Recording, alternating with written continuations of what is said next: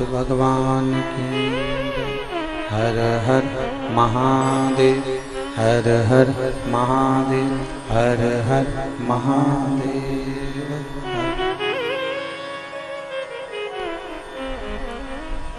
काशी विश्वनाथ भूत भावन भूतेश्वर भगवान शिव,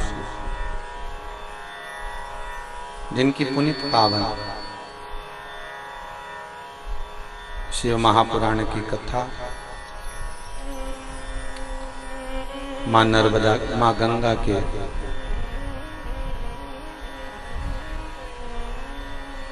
पावन चरणारविंद का स्मरण करते हुए भूत भावन भूतेश्वर भगवान शंकर के पावन चरणारविंद का स्मरण करते हुए कैलाशी अविनाशी शिव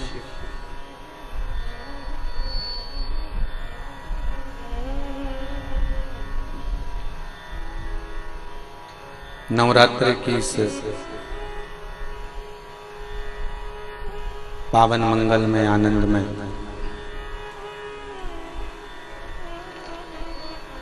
सतचंडी महायज्ञ के साथ में शिव महापुराण की कथा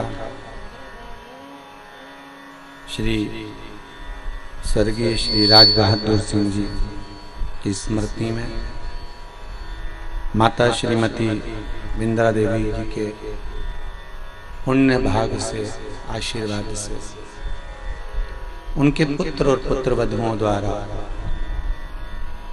भगवान की अलौकिक आनंदित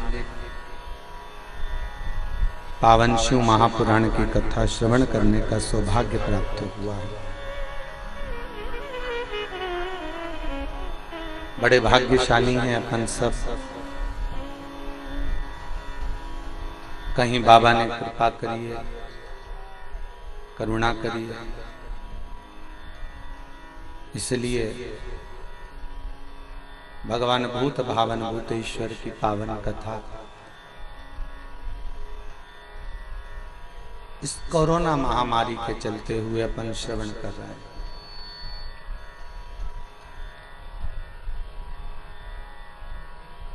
पूरा विश्व जहां कोरोना महामारी के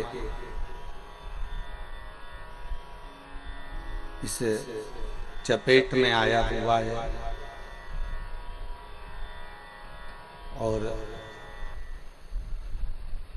कई प्रदेश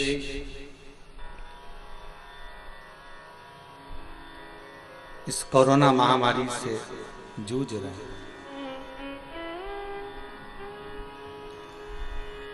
ये शंकर की कथा शिव महापुराण यदि आपके कानों तक पहुंच रही है, आपके घरों तक पहुंच रही है, चाहे चैनल के माध्यम से, चाहे फेसबुक यूट्यूब के माध्यम से, अगर आपके मध्य तक ये कथा पहुंच रही है तो ये आप जाने कि शंकर की कथा ही नहीं, स्वयं भूत भावन भूतेश्वर शंकर का एक नाम अक्षर मंत्र जाप अमृत के तुल्य पहुंच रहा है।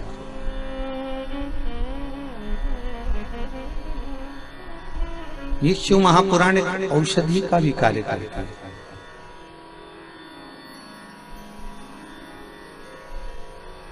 अगर हम श्रवण कर रहे हैं, कथा का रस तत्व ग्रहण कर रहे हैं, तो यही समझें कि एक औषधि हमारे को मिल रही है और वो औषधि स्वयं शिव के द्वारा, शंकर के द्वारा करुणा कर प्राप्त हो रही है।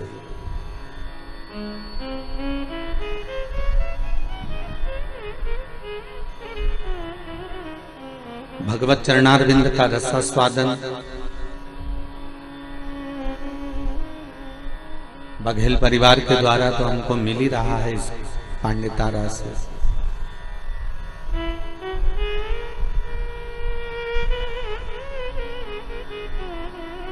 पर शंकर की करुणा कुछ आप पर भी कम नहीं है, जो आप इस मन को लगाकर, हृदय को लगाकर, चित्त वृत्ति को लगाकर भगवान की कथा को सुन रहे हैं। तेरे मंदिर में आना मेरा काम है और मेरी बिगड़ी बनाना तेरा काम है। उसके दरवाजे तक अगर हम पहुंच गए, कथा के लक्ष्य तत्व तक हम पहुंच गए, भगवान शंकर की कथा के चरणारविंद तक यदि हमने स्मरण तक इस दिल को, इस मन को, इस वृत्ति को, इस चित्त को लगा दिया, तो ये पक्का है कि शिव भी कृपा जरूर करेगा।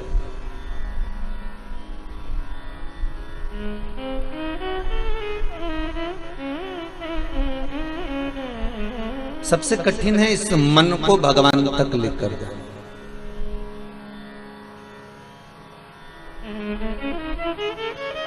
ये कोरोना महामारी में लोगों जो मैसेज कर रहे हैं कि वो इतने थे, ऐसे मर गए, ऐसा हो गया, इतनी बॉडियां पड़ी हैं, ऐसा क्रम हो रहा है, उनसे निवेदन है ये सब ना भेजते हुए अब लोगों को थोड़ा सा हंसाने का प्रयास करिए।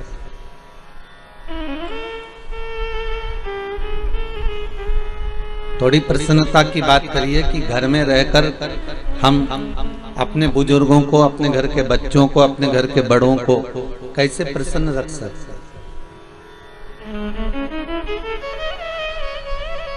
प्रत्येक 100 वर्ष के बाद एक बार तो महामारी आती है।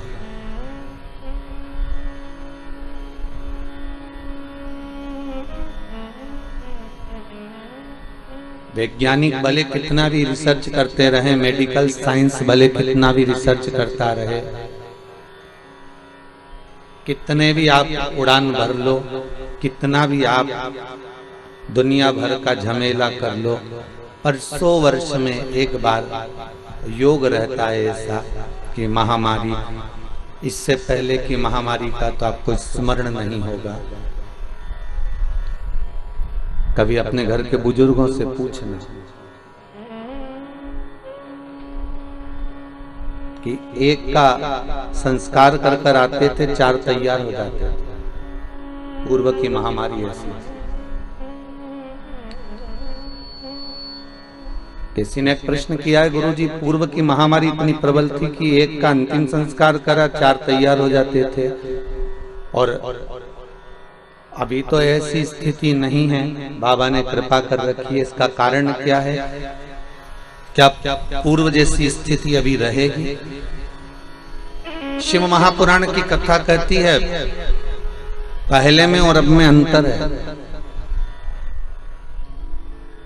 एक पूर्व का एक समय कैसा निकला था जिस समय पर लोग केवल अपने कार्य में ही डूबे रहते थे, भगवत भजन कोई नहीं करता था।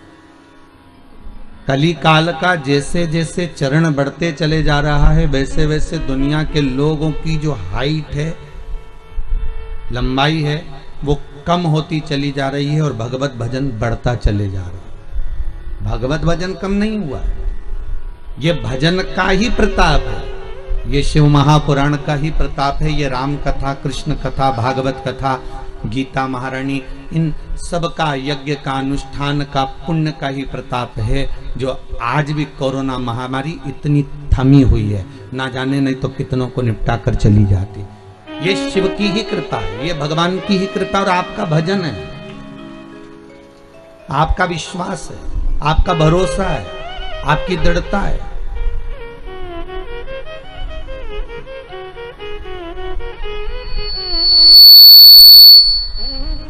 और कोई भी बीमारी आ जाए, आपका शरीर हो चाहे ये दुनिया हो, कोई भी अगर बीमारी आती है तो थोड़ा समय लेकर जाती है। आप ये ना सोचिएगा कि एकदम चली जाएगी, आपने तो बस केवल उसको भगाने का प्रयास कर लिया और चली गई। नहीं नहीं, आपको ये पिछले वर्ष में जब आदरणीय नरेंद्र जी मोदी जी ने, इस राष्ट्र के पीएम ने, हर प्रदेश के सीएम ने, प्रदेश के कलेक्टरों ने, एसडीएम ने, डीएसपी ने, डॉक्टरों ने, सब ने तुम्हारे हाथ जोड़ जोड़ कर कहा था कि मास्क लगाइए, हाथ धोते रहिए, सोशल डिस्टेंसिंग का पालन करिए। अगर पिछले बार जैसा तुमने करा था वैसा की वैसा ही क्रम चालू रखते तो आज ये वापिस पलट कर नहीं आता। पर आप कमाने में इतने अग्रण्य हो गए कि आप उस बीमारी को फिर भूल गए, और वो चिंगारी कहीं ढेर में दब गई थी, वो वापिस प्रकट हो गई, कोई हवा का संचार होते फिर वापिस सामने आ गई। पर घबराना नहीं है, आपकी भक्ति बड़ी प्रबल है, आपका विश्वास, आपका भरोसा, आपका भजन बड़ा प्रबल है। और उस भरोसे को जब तक आप प्रबलता में रखोगे, उस भरोसे को आप प्रखरता में रखोगे, तो वो नष्ट नहीं होने देगा। डिगोमती,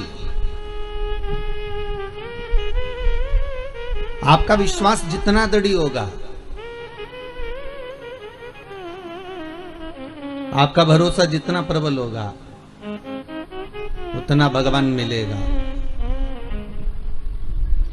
उतनी भगवत तत्व की प्राप्ति है। आज पूरे भारतवासियों को, संपूर्ण विश्व को यमुना महारानी भूमंडल पर आई थी। जैसे गंगा पृथ्वी पर आई थी, ऐसे ही यमुना महारानी भी आज ही के दिन, आज यमुना छठ भी है, माँ दुर्गा का आज कात्यायनी स्मरण छठवाद। आज ही के दिन यमुना मैया भूमंडल पर पृथ्वी पर आई थी। यमुना जी के प्रागट्य उत्सव की, जन्म उत्सव की, यमुना जी के पृथ्वी पर पधारने की सभी भारतवासियों को बहुत बहुत बधाई हो। श्याम सुंदर श्री यमुने महारानी की जय। माँ यमुना आपके जीवन का सुख प्रदान करे। आज पूरे भारत की भूमि पर आज का जो दिन होता है, नवरात्रि का जो छठा दिन होता है, यमुना महारानी के प्रागट्य का रहता है। इसलिए छठे दिन के पहले पंचमी, छठ और सप्तमी, ये 3 दिन ऐसे रहते हैं कि इस बीच में जो माता कात्यायनी का दिन होता है और यमुना जी का प्रगट दिवस होता है, इस दिन जैसे एक नदी का संचार भूमंडल पर आता है, तो थोड़ा ना थोड़ा प्रत्येक देश में, प्रदेश में चारों तरफ थोड़ा थोड़ा हवा का संचार रहता है। थोड़ा थोड़ा ऐसा लगता है कि मौसम चेंज हो रहा है, पानी के छींटे जैसा रहेगा, थोड़ा हवा का संचार बना रहेगा। ये सब क्रम रहता है, जो नियम बना हुआ है शास्त्रों का वैसा। क्योंकि पटरानी जब यमुना देवलोक से उतर कर इस मृत्यु लोक में आती है, तो उसका एक आदर, उसका एक सम्मान, उसका एक सत्कार होता है भूमंडल पर।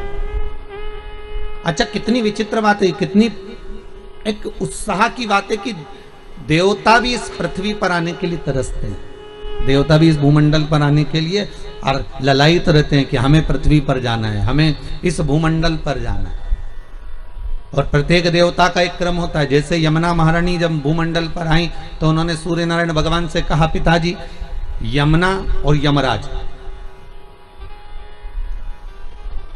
ये दोनों जुड़मा हुए थे माता संध्या के गर्भ से।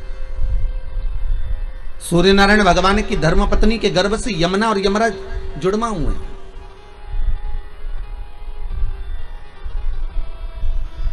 बस मात्र कुछ मिनट का अंतर है यमुना और यमराज में।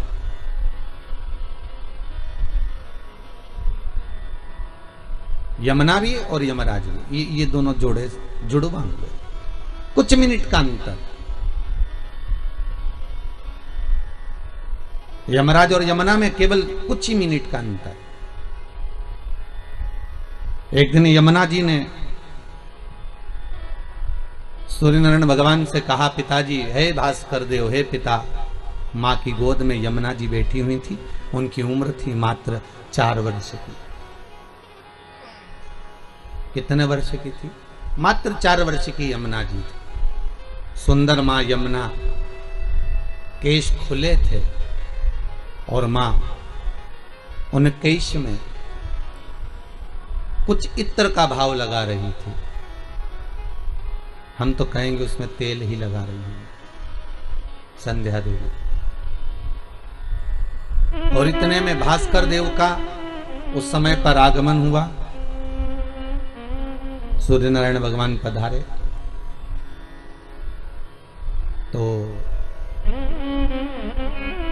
यमुना जी ने भास्कर देव को देखकर अपनी आंखों को बंद कर लिया। मां कहती है आपके पिता हैं,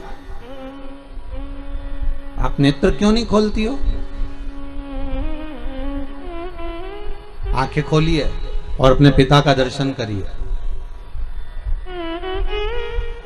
यमुना जी ने फिर नेत्र बंद कर लिए, खोल नहीं पा रही है।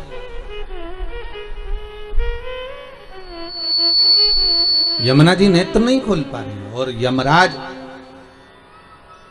वो भी 4 वर्ष का है, कुछ क्षण की कुछ ही मिनट की मात्र एक दूसरे में विलंब रहा होगा जन्म में। महाराज कालंदी चरित्र जो गाया जाता है, कालंदी चरित्र जो वर्णन किया जाता है, उस कालंदी चरित्र में आता है कि यमुना कुछ ही मिनट की दूरी पर, और यमराज आया, और यमराज आकर पिता की गोद में सम्मुख में पिता के सामने खड़ा हो जाता है और पिता को निहारता रहता है, दोनों आंखें खोल कर, पर यमुना नेत्र नहीं खोलती है।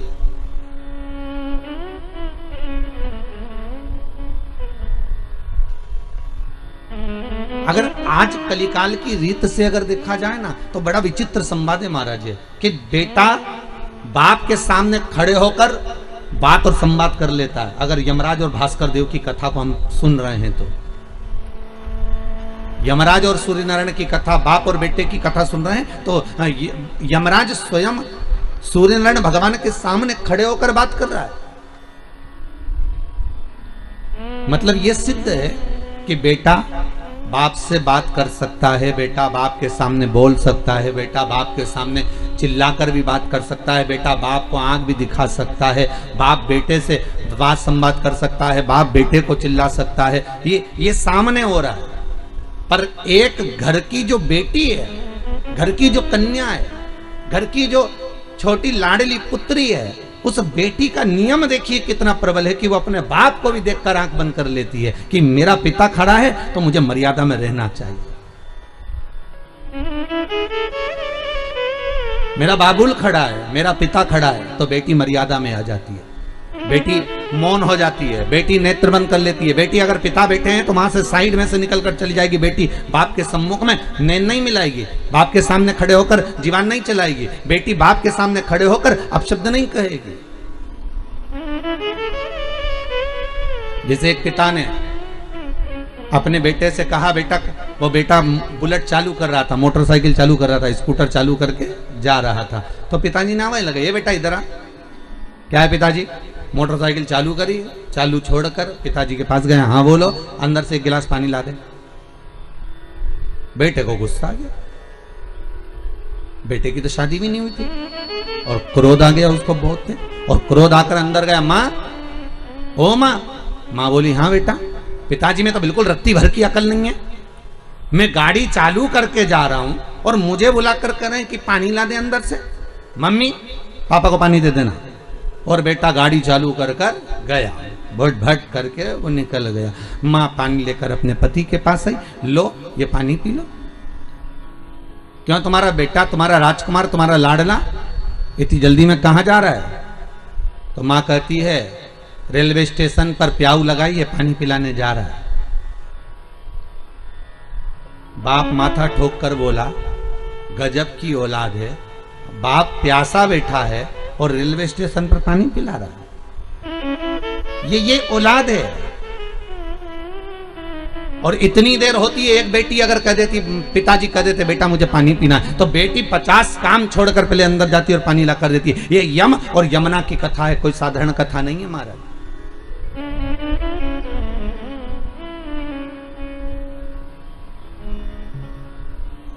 यमुना अपने पिता के सामने नेत्र, संध्या देवी कह रही है, तू नेत्र खोलकर देख, तो नेत्र खोलकर बात तो कर अपने पिता से। नहीं मां, मर्यादा देखिए बेटियों की।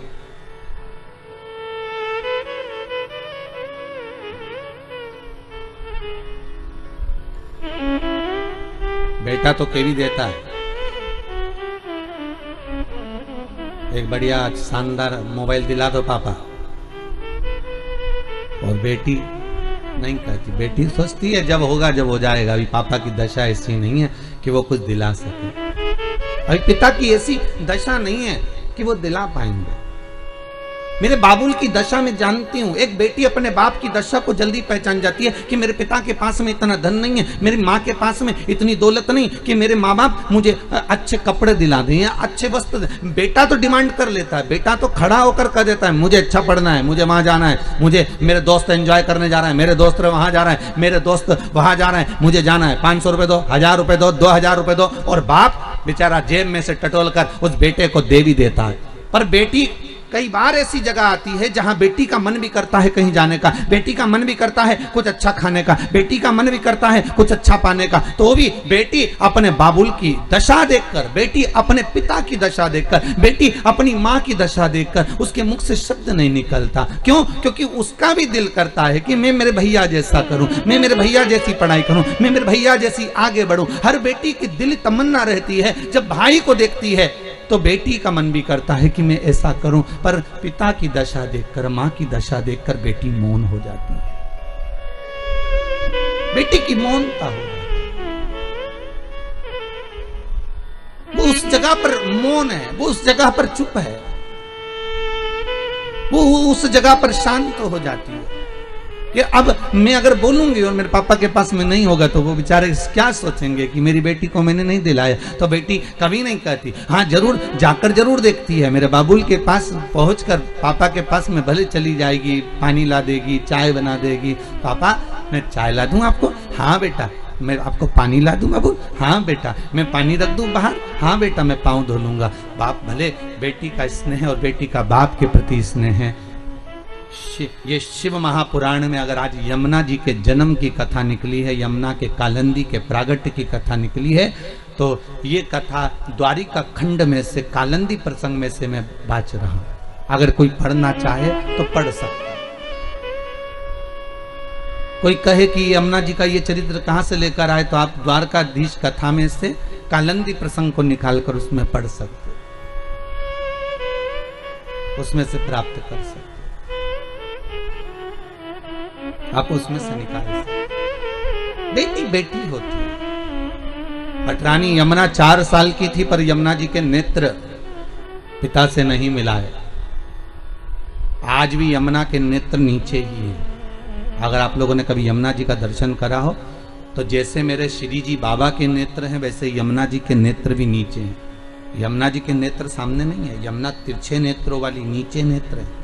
कटाक्ष यमुना जी के नीचे, बाबुल से नहीं मिलाती, बाबुल की दशा देखती है। और कितना सुंदर प्रसंग है, जब सूर्य नारायण भगवान परिक्रमा करते करते संध्या देवी के कक्ष में पहुंचते हैं, तब संध्या देवी बाद में जल लेकर आती है, सबसे पहले यमुना दौड़कर अपने पिता के लिए पानी लेकर जाती है। मेरा बाबुल आया है बहुत समय के बाद, क्योंकि ये कर्म में लगे हैं, ये धर्म कर्म में जब मनुष्य व्यस्त हो जाता है उसके लिए एक बेटी का होना जरूरी है, क्योंकि बेटी ही एक ऐसी होती है जो सम्मुख में आकर खड़ी हो जाती है। बाबुल ये लीजिए, मैं तुम्हारे लिए जल लेकर आई हूं। यमुना दौड़कर 4 वर्ष की बेटी और नेत्र बंद, तो मां संध्या कर रही है, अपना बाबुल आया है, आपका पिता आया है, सूर्य नारायण जी आए, भास्कर देव आए, रविकर आए, आप इनसे कुछ बोलोगी नहीं। यमुना मौन। कितना सुंदर प्रसंग है। जैसे पिता आए तो यमुना ने अपना मुख अपनी मां की साइड कर लिया और मां उसकी बालों को हाथ से संवार रही है, यमुना के केशों को। पटरानी यमुना के केशों को मां संवार रही है।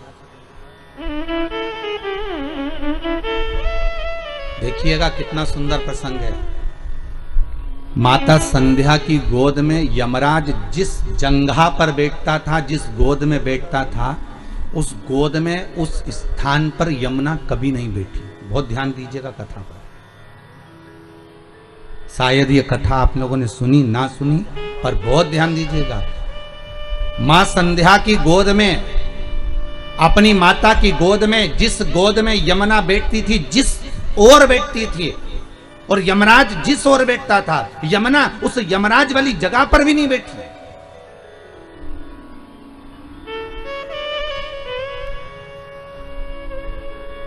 ये बेटी का जीवन है। मम्मी क्या बनाया तुमने? भजिया बनाया। भुजिया बनाया? अच्छा। मम्मी क्या बनाया तुमने? मैंने थोड़ा सा मालपुआ बनाया। मालपुआ? तो मम्मी भाई के लिए ले जाऊं? भाई को दे दूं? रसोई घर में से दौड़ दौड़ कर बेटी सबको परोसती है, सबको लाकर देती है, सबको खिला देती है। आखिरी में वो घोल मालपुए का कम पड़ जाता है तो माँ कहती है ले तू भी बैठ जा, मम्मी अब बना लो, अपन दोनों साथ खाएंगे। और जब मालपुआ मात्र 2 बनते हैं तो माँ कहती है तुझे भी खा लेना था, सबने 3-3 4-4 खाया, तेरे पास में एक ही आया। बेटी कहती है माँ भाई ने खा लिया ना, पिता ने खा लिया ना, अपन दोनों को एक आया, कोई बात नहीं, अगली बार फिर मालपुआ बना लेंगे, फिर खा लेंगे। बेटी का हृदय, बेटी का दिल है, बेटी का दिल। जिनके घर में बेटी नहीं होती वो बड़े खुश होते हैं कि मेरे घर में बेटा ही बेटा है, बेटी नहीं। हम बड़े भाग्यशाली हैं, हमारे घर में बेटा है, बेटी नहीं है। हम कहते तुम्हारे बराबर दुनिया में कोई कंगाल नहीं होगा, तुम्हारे बराबर दुनिया में कोई भिखारी नहीं होगा अगर तुम्हारे घर में बेटी नहीं है। तो कल एक भैया जी हमारे सामने खड़े होकर कह रहे थे गुरुजी ऐसा वर दे दो, मेरी बेटी की शादी है, बस अच्छे से हो जाए, आशीर्वाद। हम करें, आशीर्वाद की जरूरत ही नहीं है। 3 के भाग्य का धन हर व्यक्ति को मिलता है। पहला बहन बेटी के भाग्य का, दूसरा गौ माता के भाग्य का, तीसरा संत और ब्राह्मण के भाग्य का। अगर आपके घर में बहन बेटी आ रही है, आपके घर में बहनें आ रही हैं, आपके घर में बेटी ने जन्म लिया है तो उसके भाग्य का धन तुमको जरूर मिलेगा। दूसरे नंबर पर गौ माता अगर तुम्हारे घर में है, या तुम गाय को 1 रोटी दे रहे हो, गौ माता की सेवा कर रहे हो, भले तुम्हारी गरीब परिस्थिति है, भले तुम्हारे पास में कुछ भी नहीं है, तो भी तुमने अगर गौ माता की सेवा करी है, गाय को 1 रोटी दी है, गाय को चारा दिया है, गाय की सेवा करिए, तो उसके भाग्य का धन तुमको जरूर मिलेगा। तीसरे नंबर पर है संत ब्राह्मण के भाग्य का। अगर कोई ब्राह्मण, कोई संत, कोई साधु, कोई सन्यासी, कोई तपस्वी, कोई साधक, कोई उपासक, कोई ब्राह्मण तुम्हारे घर में आया है, तुम उसकी सेवा कर रहे हो, तुम उसको 1 गिलास पानी भरकर पिला रहे हो, तुम उसको भोजन बनाकर खिला रहे हो, उसके भाग्य का धन घटेगा नहीं, उसके भाग्य का धन तुमको प्राप्त होगा। ये 3 के भाग्य का धन कभी नहीं कटता। पहला बहन बेटी के भाग्य का, दूसरा गौ माता के भाग्य का, तीसरा संत ब्राह्मण के भाग्य का। ये कभी नहीं घटता, ये बढ़ता है, ये घटने वालों में से नहीं है। अगर तुम्हारे घर में बहन बेटी आई है और तुमने उसको 1 साड़ी भी दी है तो तुम्हारे घटने वाला नहीं है, वो बढ़कर ही तुम्हें मिलेगा। तुमने गाय को अगर 1 रोटी दी है, उसका भाग्य तुमको प्रबलता में ही प्रदान करेगा। किसी संत ब्राह्मण को अगर आपने 1 गिलास पानी पिलाया, 1 अन्न का दाना खिलाया, 1 भोजन कराया, तो उसका पुण्य आपको प्रबलता में प्राप्त होगा, वो घटेगा नहीं। ये घटने वालों में से नहीं है कि घट जाएगा, ये प्रबलता में प्राप्त हो जाएगा।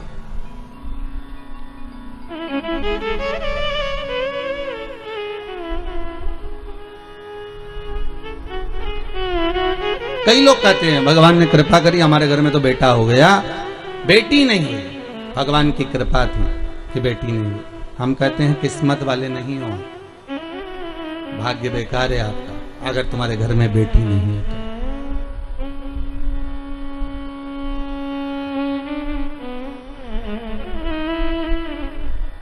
पूछा गया, किसी ने पूछा कि गुरुदेव जिसके यहाँ पर बेटी नहीं होती, आप कहते हो उसका भाग्य अच्छा नहीं होता, ये बताओ भगवान फिर बेटी क्यों नहीं देता? फिर तो उसको बेटी देना चाहिए। हर एक व्यक्ति के घर में 1 बेटी तो देना ही चाहिए। अगर 2 लड़के दिए हैं, 3 लड़के दिए हैं, तो 1 कन्या तो देना चाहिए। हमने कहा गरुड़ पुराण में लिखा है कि बेटी भगवान जान करके नहीं देता, क्योंकि 94 तरह के नरक में से एक नरक ऐसा है जो कन्यादान करने वाले ही छूट पाते हैं। जिसने कन्यादान नहीं करा होता उस व्यक्ति को उस नरक में पटका जाता है, और सबसे लंबा समय उसी नरक में पटका जाता है जो कन्यादान का होता है। तो भगवान भी सोच कर देता है कि इसको अगर नरक भेजना है थोड़ा बहुत, तो मतलब भले इसने पुण्य करा, भले सारे सत्कर्म करे, पर कन्यादान नहीं करा, तो भगवान कहता है इसके एक रास्ता नरक का खुला हुआ है, इसको नरक थोड़ा सा तो भोगना ही पड़ेगा क्योंकि कन्यादान नहीं करा।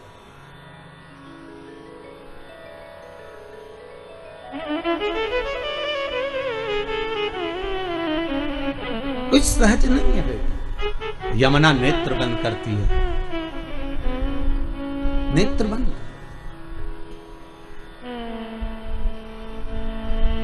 मां कह रही है यमराज सूर्य नारायण की गोद में जाकर बैठे हैं, तुम नहीं बैठोगी जाके? यमुना कहती है माँ भैया बैठा है ना, मुझे जाने की जरूरत नहीं है, मैं नहीं जाऊंगा। माँ संध्या देवी कह रही है तुम्हारे पिता सूर्य नारायण से तुम्हारा भाई बहुत कुछ मांग रहा है, क्या तुम कुछ नहीं मांगोगी? यमुना कुछ तो मांग लो। यमुना कहती है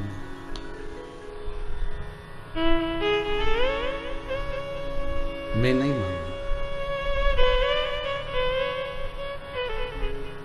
12 वर्ष की यमुना जी हो गई। कितने साल की हुई? 12 वर्ष की। इस कथा को आपने सुना ना सुना, पर आज यमुना छठ है, यमुना जी का प्रागट्य दिवस है। श्रीमद् वल्लभाचार्य जी ने यमुना जी के महत्व को बहुत दर्शाया। नमामि यमुना महम सकल सिद्धि हे तुम मुदा मुरारी पद पंकज स्फुरंत मन्मथकंठमा तटस्थ नवकान्ना प्रकट मोद पुष्पाम्बुना सुरसुरस पूजिते स्मृतम श्री विवृति। यमुना के एक एक महत्व का व्याख्यान वर्णन श्रीमद् वल्लभाचार्य जी ने कहा।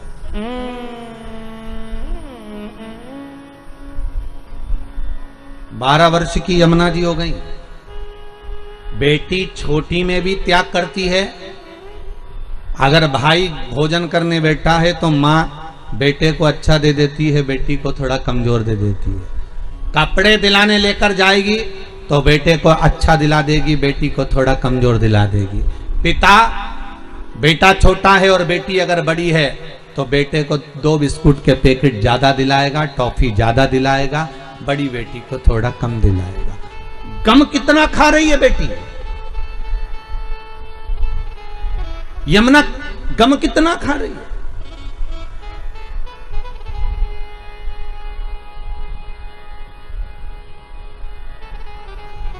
दिला दिया। बड़ी हो गई, 12 वर्ष की हो गई। मां संध्या के घर में और 2 बच्चों का जन्म हो गया। और 2 जन्म, ताप्ती और शनि। एक लड़की और हो गई। क्या नाम था? ताप्ती और शनि। पूरी दुनिया में केवल एक ही नदी ऐसी है जिसके अंदर हड्डियां ले जाकर डाल दो तो 20 मिनट के अंदर गल जाती है, वो ताप्ती नदी है।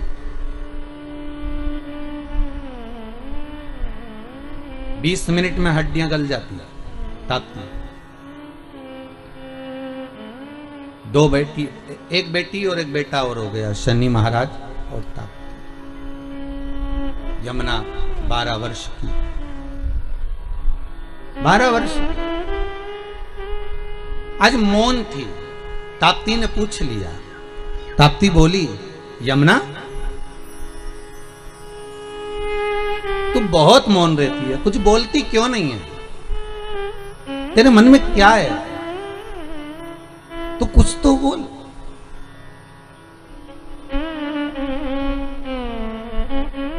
यमुना कहती है, ताप्ती मैं तुझे कहूंगी पर तू किसी को बोलेगी तो नहीं? ताप्ती कहती नहीं नहीं मैं नहीं बोलूंगी, बता अच्छा क्या बात है, तू बोल क्या कहना चाहती है। और धन्य है यमुना, धन्य धन्य।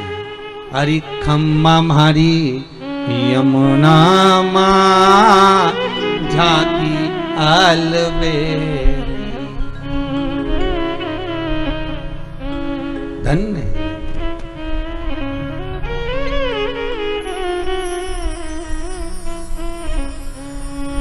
पाँव पे जनिया चुड़ला जिसो है,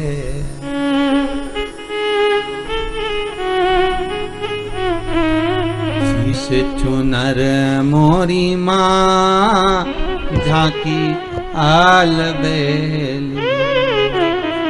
हरि खम्मा हरी यमुना माँ झांकी आलबेली। धन्य है यमुना, तू धन्य।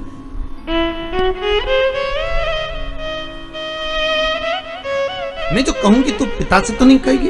ताप्ती कहती तू पिता से डरती है? नहीं, बेटी बाप से डरती नहीं है, बेटी बाप का कायदा करती है, बेटी बाप का सम्मान करती है। फिर कहूंगा एक बार, बेटा एक बार अपने माँ बाप को दुखी देख सकता है, पर बेटी कभी अपने माँ बाप को दुखी नहीं देखेगी। बहुत ध्यान रखना, माँ बाप कभी नहीं देख सकते। तो डरती है पिता से? नहीं। फिर क्यों कह रही है कि तू किसी पिता को मत बताना? मैं तो बस इतना कहना चाहती हूं कि तू बोलना मत ही पिताजी से कि मैं चुप क्यों रहती हूं, मैं मौन क्यों रहती हूं। क्या चाहती है बोल। यमुना जी कहती हैं, मैंने पिता के मुख से सुना है द्वापर में भगवान विष्णु का एक अवतार पृथ्वी पर होगा और भगवान कृष्ण रूप में देवकी के गर्भ से प्रकट होकर यशोदा की गोद में जाकर खेलेंगे और उनका श्याम वर्ण रहेगा, बड़े श्याम वर्ण के वो रहेंगे, सांवरे वो रहेंगे। तो फिर दिक्कत क्या है तेरे को? तो क्या चाहती है? यमुना जी कहती हैं बस मन में वही श्याम की मूर्ति समा गई है, अब उस सांवरे को मुझे अपना बनाना है। पर दिक्कत एक हो गई है, क्या कि सांवरे श्याम हैं और मैं बड़ी सुंदर गौरी। कहते हैं 33 कोटि देवताओं में सारे देवी देवताओं को लाकर खड़ा कर दो और उन देवी देवताओं की पुत्र वधुओं को खड़ा कर दो, उनकी बेटियों को खड़ा कर दो, उसमें भगवान सूर्य नारायण के सारे बच्चों को खड़ा कर दो, सारे देवी देवताओं की संतानों को लाकर खड़ा कर दो, उसमें सर्वश्रेष्ठ सुंदरता अगर किसी की थी तो महारानी यमुना की थी। इतनी सुंदर, इतनी गौरवर्ण, पूरा शरीर गौरा, मां बड़ी सुंदर, बड़े बड़े नयन, पर पिता के कारण नीचे दृष्टि रखती थी। इतनी सुंदर मां यमुना थी, इतनी सुंदर, अलौकिक। कहते हैं मां यमुना के चेहरे पर जब केश आ जाते थे तो कहें स्वयं ताप्ती नदी आकर, स्वयं ताप्ती मां आकर कहती थी जीजी ये केश थोड़ा सा सवार ले, तो घनी सुंदर लगती है। बहुत ध्यान देना, बहुत ज्यादा सुंदर थी इसलिए ताप्ती भी थोड़ा सा ध्यान देना, थोड़ा सा। ताप्ती कौन है? बहन। इसके बाद भी थोड़ा सा मन में ईर्ष्या का भाव आ जाता है, थोड़ा सा। अब देवरानी जेठानी में देख लो, अगर एक आध देवरानी सुंदर हो या जेठानी सुंदर हो या एक आध जेठानी बहुत काम करने वाली हो, एक आध देवरानी बहुत काम करने वाली हो, तो ही उसको लगे कि बताओ ये कहाँ इतना मन में आ जाए, इतनी सुंदर बहन है। सुंदरता का भाव, यमुना बड़ी सुंदर। दिल में बस एक ही बात अड़ गई कि वो सांवला है।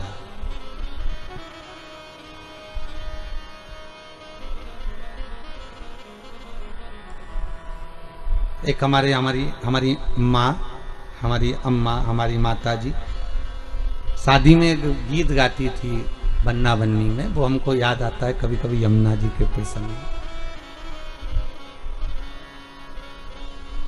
मैया मन में यही पछतावना, बन्ना बन्नी में हमारी माँ गाया करती, तो हमको थोड़ा सा याद है कि मैया मन में बड़ा पछतावना, मैं गोरी रही बरसावरा, बन्नी काहे करे पछतावना, तेरी मैया गोरी री पिता सांवरा। हमारी माँ गाया करती है। तो शायद यमुना जी का प्रसंग वही वर्णन कर रहा है कि मैं इतनी गोरी, मैं इतनी इतनी इतनी सुंदरवान, और मैं जिसको स्नेह करती हूँ, जिसको मैं अपना द्वापर में जाकर बनाना चाहती हूँ, वो सांवरा है। मेरे पिता कह रहे हैं कि वो श्याम वर्ण का है, वो सांवरा है।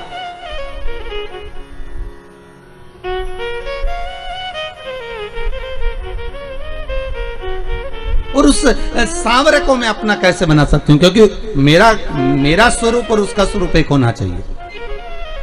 मैं क्या करूं, तू बता। तब ताप्ती ने बड़ा सुंदर भाव कहा, एक काम कर, कृष्ण को पाने के लिए बहुत सुंदर संवाद तुलसीदास जी ने भी लिखा है। जब तक तुम्हारे हृदय में शंकर नहीं बैठेगा, तुलसीदास जी कहते हैं, तब तक तुम राम कथा में प्रवेश नहीं कर सकते। जब तक राम तुम्हारे अंदर नहीं आ सकता। कब आएगा राम? जब तुम शंकर की कथा में प्रवेश करोगे। राम कब मिलेंगे? जब तुम शिव कथा में प्रवेश करोगे। कृष्ण कथा कब मिलेगी? जब तुम शंकर की कथा में प्रवेश करोगे। इसलिए राम कथा की शुरुआत तुलसीदास जी, वाल्मीकि बाबा शंकर की कथा से करते हैं, और श्रीमद् भागवत की शुरुआत वेद व्यास जी शिव कथा से करते हैं, शंकर की कथा से शुरुआत करते हैं। भागवत जी को भी उठाकर देखिए, शिव की कथा प्रथम में आएगी, फिर बाद में सारी कथा चालू होगी। राम कथा को उठाकर देखिए, शिव कथा प्रथम में आएगी, इसके बाद रामचरितमानस चालू होगी। विष्णु पुराण उठाकर देखिए, सबसे पहले शंकर का प्रसंग आएगा। अगर हमें जिस देवता की आराधना करना है, स्वयं देवी भागवत, नवरात्र में अगर आप देवी भागवत पढ़ रहे हो, नवरात्र में अगर देवी भागवत को सुन रहे हो, तो देवी भागवत का भी स्मरण करोगे तो सबसे पहले शंकर की कथा आएगी। सारी पुराणों में सबसे पहले शंकर को लाकर दिया गया। क्यों? क्योंकि शंकर की अगर कथा में तुम प्रवेश कर गए, शंकर का स्नेह तुमने पा लिया, शंकर का अनुमोदन अगर तुमने कर लिया, शिव स्मरण में अगर तुम डूब गए, तो तुम्हें जिस देवता का तुम भजन कर रहे हो उसको पाने में देरी नहीं लगेगी, वो मिल जाएगा। पर दुनिया इतनी विचित्र है कि सारे देवता को रिझाना पसंद करती है, शंकर के पास बाद में जाती है। और बाद में कब जाएगी? जब कोई बीमार पड़ गया, किसी का एक्सीडेंट हो गया, कोई बहुत ज्यादा बेकार हालत में पड़ गया, तब पंडित जी को फोन लगा के बोलेंगे महामृत्युंजय का पाठ कर दो। पंडित जी मन में सोचे, ये तो कभी शंकर जी के नहीं रिझाती थी, ये कभी तो शंकर का नाम नहीं लेती थी, ये शंकर का कभी भजन नहीं करती थी, सारे मंदिर गई पर शिव जी के मंदिर कभी नहीं गई, कभी एक लोटा पानी नहीं चढ़ाया, कभी शंकर का अनुमोदन नहीं करा, और उल्टा कहती थी कि हम शंकर का प्रसाद नहीं लेते, और उल्टा कहती हम शंकर के मंदिर नहीं जाते। बताओ, अब एक तरफ तो ये कहे कि शंकर के मंदिर नहीं जाऊं, प्रसाद नहीं लो, और आज जब दुख की घड़ी आई तब शिव याद आ गया, तब शंकर याद आया, तो भी शंकर के मन में अभिमतता नहीं। शंकर कहते हैं भले बाद में आया तो मेरे करीब में। और भागवत कहती है पहले शंकर का अनुमोदन करिए, राम कथा कहती है पहले शंकर का अनुमोदन करो, शिव महापुराण की कथा कहती है शंकर का अनुमोदन करो। तो ताप्ती ने भी सूर्य नारायण भगवान से पूछ लिया, पिताजी आप जब सारी दुनिया में प्रकाश फैलाते हो, आपका शरीर जब इतना तपता होगा तो शीतलता कौन देता होगा?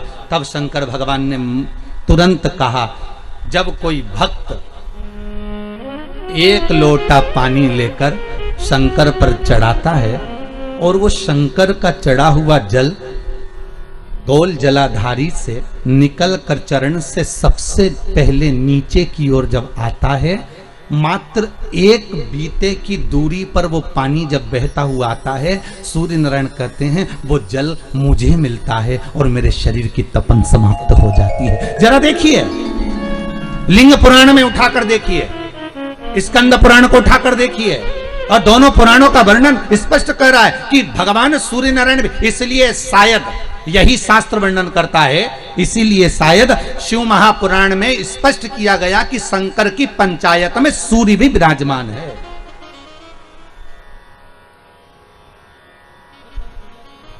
शंकर जी की पंचायत का मंदिर है क्या पांडे तारा में कहीं? शिव पंचायत का? अरे बोलो तो सही, शिव पंचायत का कोई मंदिर है? नहीं है। शिव परिवार का तो होगा पर पंचायत का नहीं होगा। पंचायत का मंदिर तो मुझे नहीं लगता कि प्रतापगढ़ में भी है, शायद है प्रतापगढ़ में पंचायत का मंदिर, बहुत बढ़िया होना चाहिए, बहुत बहुत सुंदर बात। शिव पंचायत, पंचायत में कौन कौन होते हैं? शंकर, दुर्गा जी, सूर्य नारायण भगवान, भगवान नारायण और गणेश जी महाराज, बस ये पंचायत। और परिवार में कौन कौन होते हैं? पार्वती, कार्तिकेय, गणेश, शिव, नंदी, ये परिवार। शिव पंचायत में केवल 5, और शायद इसीलिए शिव महापुराण की कथा में जो पंचायत का महत्व कहा गया, उस पंचायत में सूर्य की भागीदारी जो कही गई है कि एक बीता, आपके यहां अगर कहीं पर आपने शिवलिंग का दर्शन करा होगा, ये शिवलिंग है, ये जलाधारी है, ये पानी निकलने का स्थान है। यहां से जहां से पानी नीचे गिर गया और गिरने के बाद जब एक बीते तक जाता है, उस एक बीते पर सूर्य नारायण भगवान का भाग चालू हो जाता है। एक बीते पर क्यों कहते हैं? जिसको चर्म रोग हो जाता है, जिसका शरीर सफेद पड़ गया, चमड़ी बेकार हो गई, काला पड़ गया, शरीर में कहीं चट्टे पड़ गए, कहीं शरीर में दाने पड़ गए, पूरा चेहरा बेकार हो गया, पूरा शरीर बेकार हो गया, तो क्यों कहते हैं कि एक बीता जब पानी बह जाए, उस बहे पानी को हाथ का लेपन कर कर शरीर पर लगा लिया जाता है, शरीर ठीक होने लगता है। सूर्य का भाग वहां से चालू हो जाता है।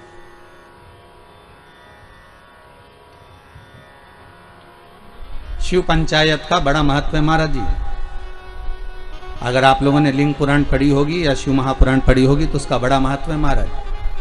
कहते हैं अदालत में अगर कोई केस चल रहा है, चाहे वो नौकरी से जुड़ा हुआ हो, चाहे सर्विस से जुड़ा हुआ हो, चाहे प्रॉपर्टी से जुड़ा हुआ हो, अदालत में अगर कोई केस चल रहा है और बहुत समय से चल रहा है और उसकी कोई सफलता नहीं मिल रही, कोई सफलता नहीं मिल रही, तो शिव पंचायत के मंदिर में जाकर महाराज 5 पुष्प, एक एक पुष्प एक एक देवता देवी को समर्पित कर दो और उनके चरण में मक्खन का लेपन कर दो।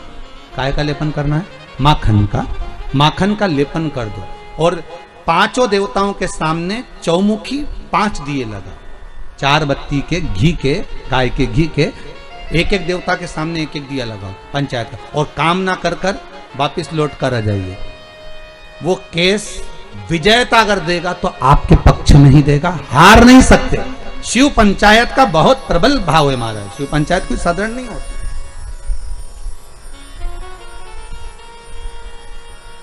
कोई लड़का लड़की का विवाह हुआ हो, तलाक हो गया हो, दूसरी बार शादी नहीं हो रही हो, बहुत परेशान हो गए और विवाह नहीं जम रहा हो, तो शिव पंचायत के मंदिर में बैठकर 5 देवताओं पर जल और उस जल में चंदन मिलाकर चढ़ाया जाता है महाराज।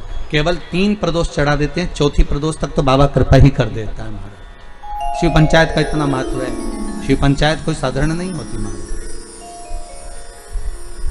शिव पंचायत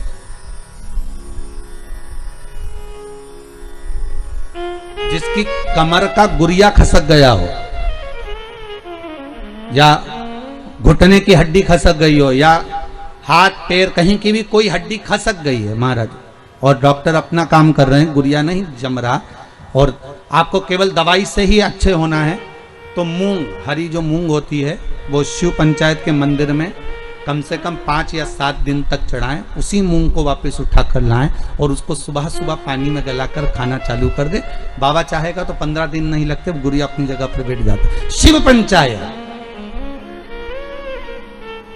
शिव पंचायत का बड़ा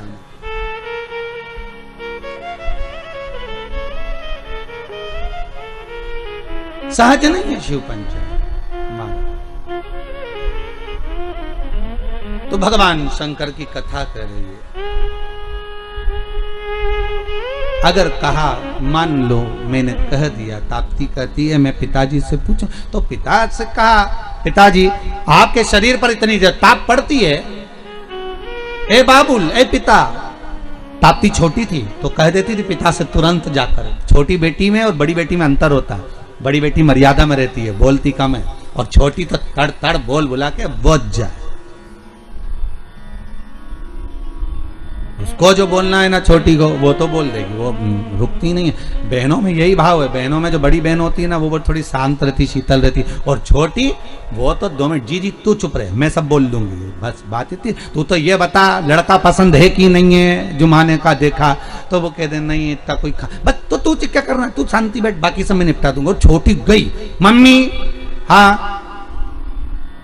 तुम जीजी की शादी जहां कर रही हो ना, अच्छा नहीं लग रहा है, बताओ। वो बड़ी नहीं बोल पाई, इसने जाके बोल दिया और सबके सामने बोल दिया। ले तो दूल्हा भी मैं बैठा था, बापड़े ने सोचा चलो वापिस ही चलो, क्या करे। जब यही बोल रही थी चलो, छोटी छोटी बोलती नहीं, बड़ी बोलेगी नहीं, और छोटी तुरंत वो बोला चली बस जा। अच्छा, शादी ब्याह में भी बहुत ध्यान रखना पड़ता। बड़ी बहन की शादी कैसे भी कर दो, पर छोटी की में अगर जरा सी कमी रह जाए ना तो बोले बिना नहीं रहती। हाँ, इतना था तो भी तो अच्छे से नहीं करी, बस बताओ। छोटी छोटी होती है, हम तो कहते छोटी खोटी भी होती है। छोटे खोटे बहुत उद्यमी भी रहते, बोलने में भी एकदम पटाख, जो बोलना है बोल दिया।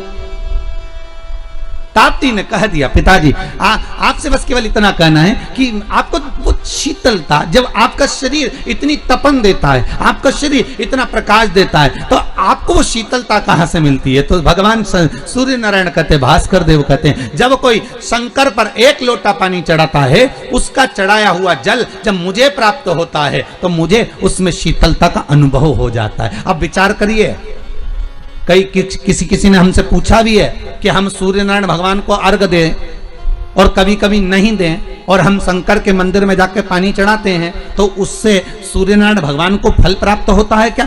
क्यों नहीं होता? आप अगर शंकर को जल चढ़ा रहे हो तो ब्रह्मा को भी जल चढ़ गया, शिव को जल चढ़ाया तो भगवान विष्णु को भी जल चढ़ गया, शिव को जल चढ़ाया तो जगदम्बा को भी जल चढ़ गया, शंकर को जल चढ़ाया तो गणेश जी को भी जल चढ़ गया, शंकर को अगर जल चढ़ाया तो कार्तिकेय को भी जल चढ़ गया, और शिव को अगर जल चढ़ाया तो 33 कोटि देवता, जहां से पानी बहता है वहां तक 33 कोटि देवता विराजमान होते हैं। इसलिए शंकर का जल लांगा नहीं जाता, वहां 33 कोटि देवता विराजमान होते हैं, सबको जल का भाग मिल गया। एक साधे सब सधे, एक जगह खोदे जाओ पानी तो निकले, खोदो।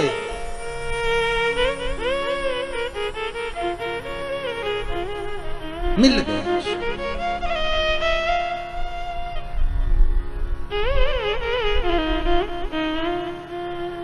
ताप्ती ने सुन लिया, जी पिताजी को शंकर जी से भाग प्राप्त होता, इसलिए तपन नहीं होती। मैं तुझे एक बात कहूं, तू ठाकुर जी को बाद में भजना, कन्हैया को बाद में प्राप्त करना, सांवरिया की तू बाद में हो जाना। पहले एक निवेदन करती हूं, पहले शंकर का अनुमोदन कर, शिव का अनुमोदन, शिव का स्मरण, हाँ, शंकर का स्मरण, हाँ। यमुना जी बोली, पर पिता से मेरे को ये पूछना पड़ेगा कि मैं शिव का स्मरण तो करूंगी, जब तो करूंगी तब तो करूंगी, पर फल कहां मिलेगा?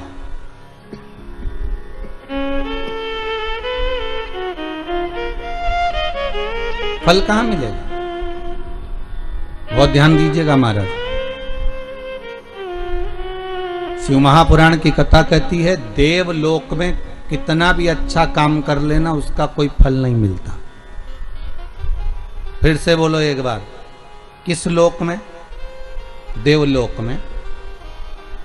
देवलोक में जाकर तुम भगवान का भजन करोगे, उसका कोई फल नहीं मिलेगा। बहुत ध्यान दीजिएगा। देवलोक में जाकर तुम कथा सुनोगे, उसका कोई फल नहीं मिलेगा। देवलोक में जाकर तुम दान दोगे, उसका कोई फल नहीं मिलेगा। देवलोक में जाकर तुम एकादशी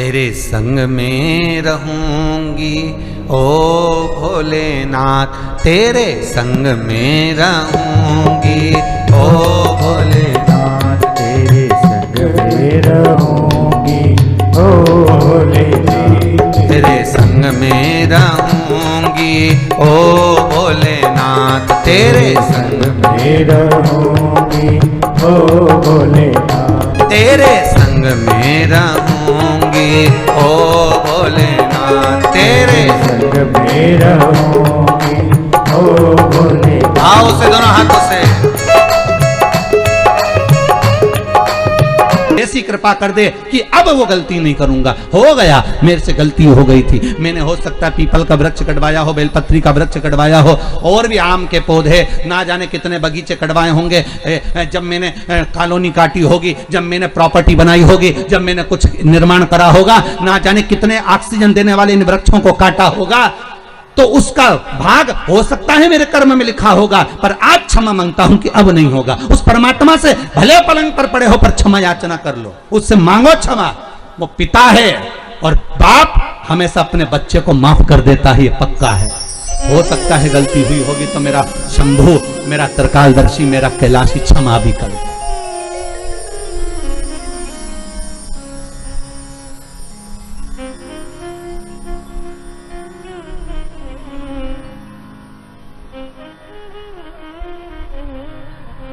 देने के लिए आतुरता। हो सकता है हमारा पुण्य, हमारा करा गया सत्कर्म, हमारा करा गया पुण्य हमारे सामने आता है, और हमारे द्वारा किया गया पाप कर्म भी हमारे सामने आता है। पाप कर्म भी हमारे सामने आता है।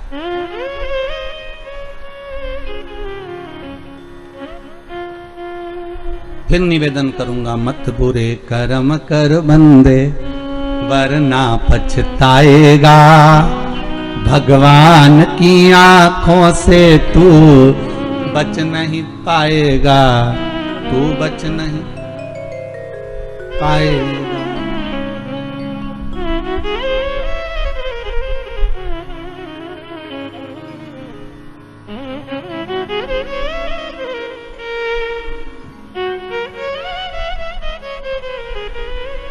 आज एक हमारे भुसावल महाराष्ट्र के एक शिष्य हैं, वो पुलिस में सर्विस करते हैं, ठीक है। तो रणवीर जी करके उनका नाम है। उन्होंने एक प्रश्न किया है व्हाट्सएप पर। प्रश्न बहुत सारे होते हैं, तो उन्होंने सीओर प्रश्न भेजा होगा, वहां से हमारे पास आया कि गुरुदेव, जब इतनी बड़ी महामारी चल रही है, इतना बड़ा क्रम चल रहा है, उसके बाद में भी सब अपने अपने घर में बैठे रहते हैं, पर पुलिस वालों को, बेचारों को बाहर लगाया जाता है। हम पुलिस में सर्विस करते हैं और हम कोई बाहर लगाते हैं। हर जरा सी भी समस्या होगी तो पहले पुलिस बाहर खड़ी होगी। युद्ध भी हो रहा है तो उन्हीं को लगाया जाता है, दंगा भी हो तो उन्हीं को आओ आगे, कोई हड़ताल भी करे तो उन्हीं को आगे रखा जाए, बीमारी भी है तो तुम ही आगे आओ।